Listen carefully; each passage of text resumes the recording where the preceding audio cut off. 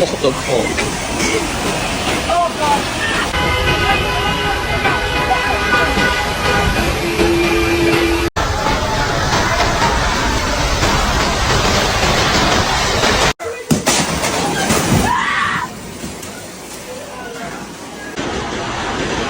Yeah, get him out. Good.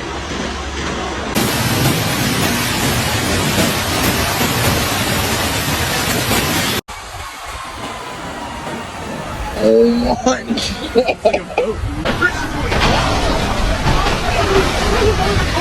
god.